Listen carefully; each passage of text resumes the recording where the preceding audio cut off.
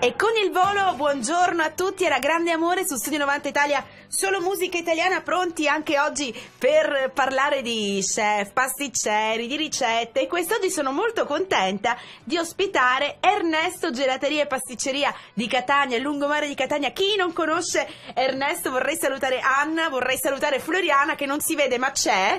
Ecco, ciao Anna, intanto buongiorno. Buongiorno. E poi buongiorno. Lui, il pasticcere da 30 anni, Gino da Ernesto. Buongiorno. Buongiorno, benvenuti su Studio 90 Italia. Grazie. Potete vedere già da adesso, amici, se vi collegate su studio90italia.it, perché siamo anche in video, il dolce spettacolare, ve lo dico sinceramente, che hanno portato oggi gli amici di Ernesto. Ecco, vediamo subito di cosa si tratta. Che cos'è? Questo Anna. è un dolce che si chiama la Cuba, è una rivisitazione del torrone antico siciliano che era a base di pistacchio, mandorla e miele.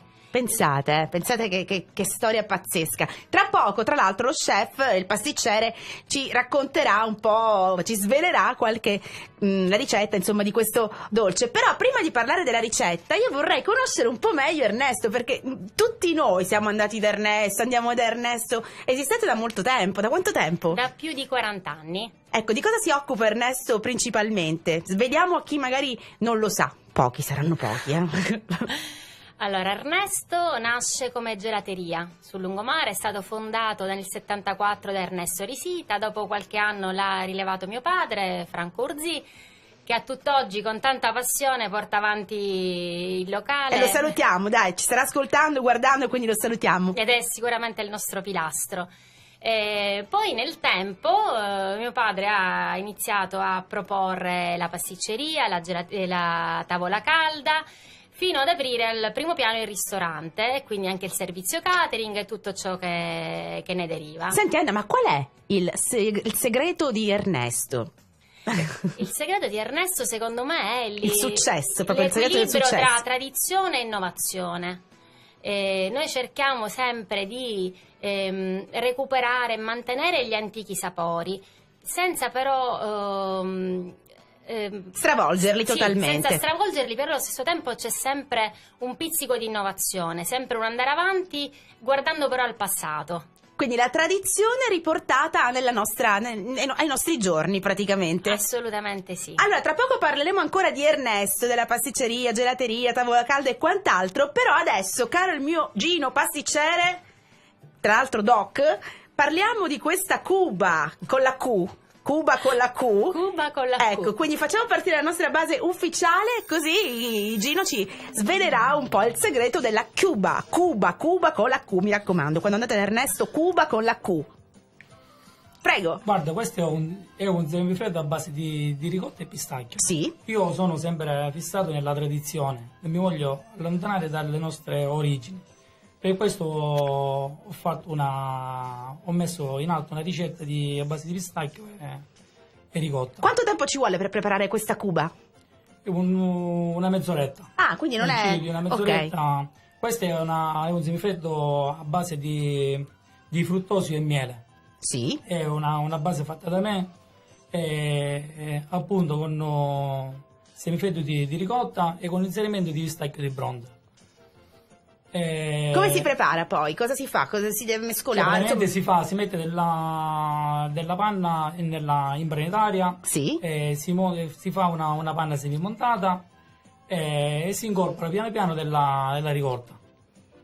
Si esce dalla macchina e poi viene inserito in questi stampi per creare questo semifreddo. E la Cuba è pronta, quindi provate a farla a casa, ma vi consiglio di ordinarlo da Ernesto perché tra poco l'assaggeremo. Io l'assaggio in diretta quest'oggi, lo faccio direttamente nel successivo video che trasmetteremo su Facebook Radio Studio 90 Italia e Solo Musica Italiana, perché taglieremo il semifreddo, ci sarà insomma l'assaggio ufficiale dopo. Intanto, prima di concludere, vorrei chiedere ancora una cosa ad Anna. Ecco, questo è uno dei pezzi nuovi di Ernesto, ma quali sono i pezzi forti? E poi soprattutto volevo chiederti se c'è qualcuno che è vegano, che ha delle necessità particolari, cosa fa da Ernesto?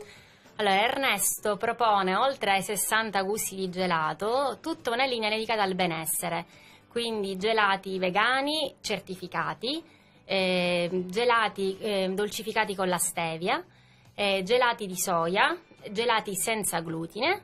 E poi proponiamo anche dei gelati vegani, in realtà fatti da noi, che sono tutti gelati alla frutta, perché il nostro gelatiere ha la mania fissa della frutta fresca.